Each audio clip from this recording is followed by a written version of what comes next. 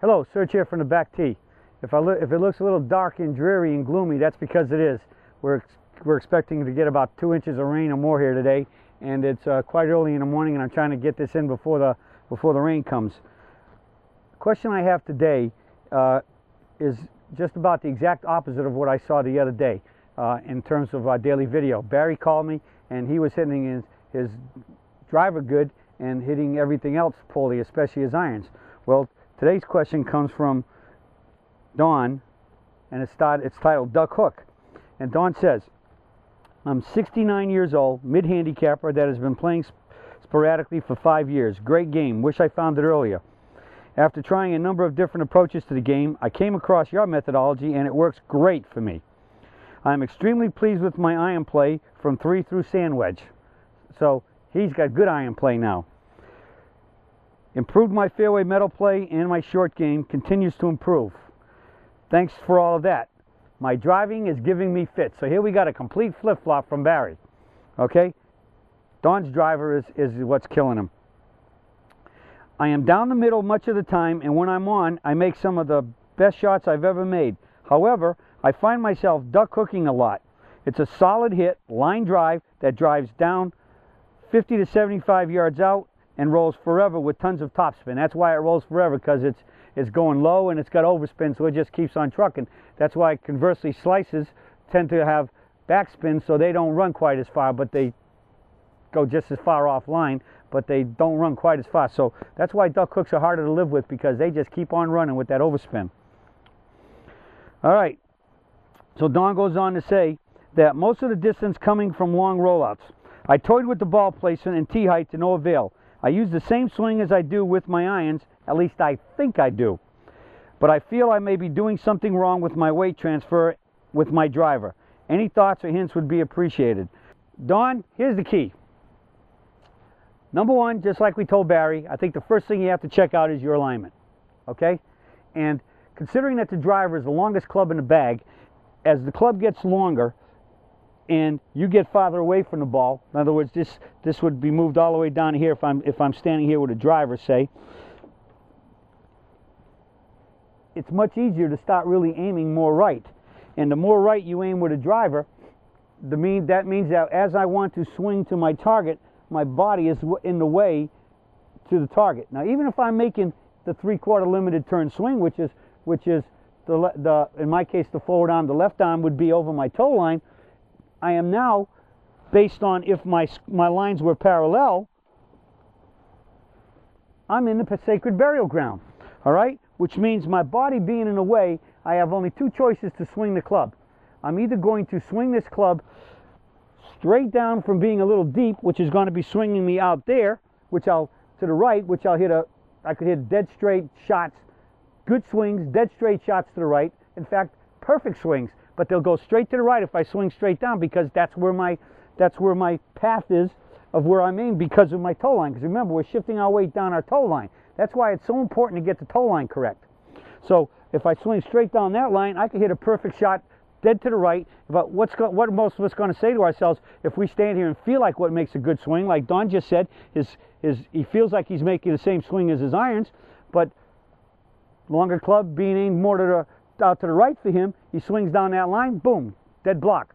And so then eventually you're going to say what? Well, I guess that was a block.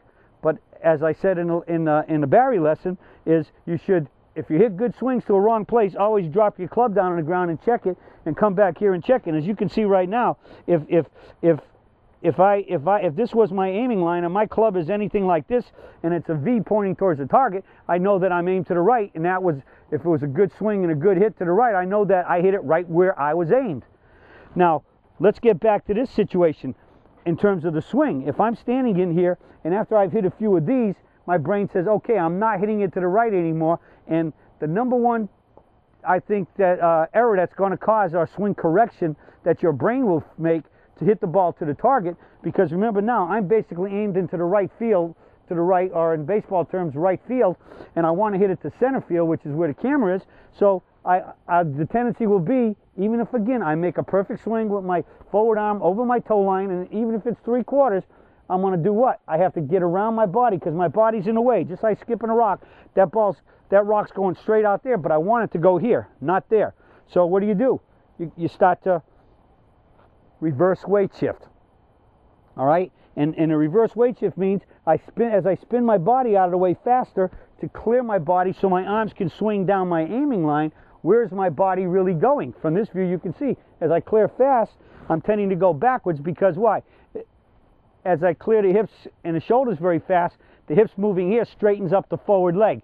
If the forward leg straightens up, it is now pushing me backwards.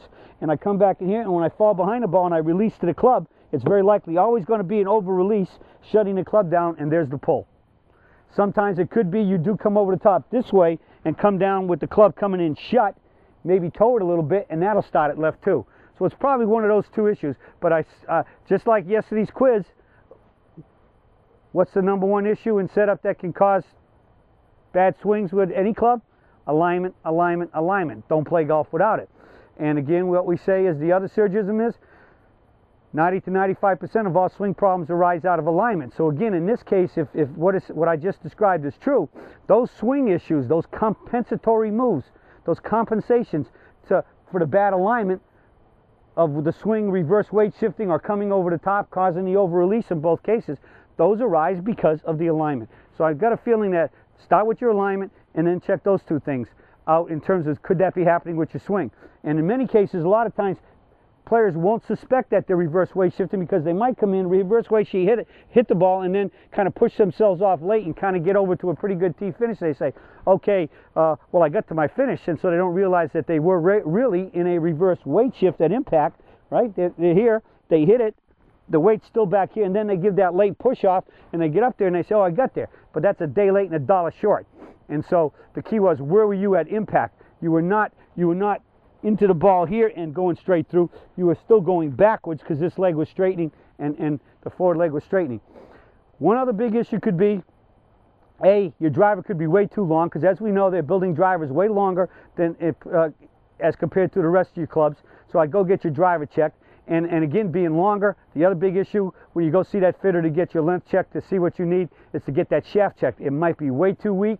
It might be way too stiff. And you say, how can I pull hook and duck hook a stiff driver? Again, your brain senses it can't get there, and you flip it at it early.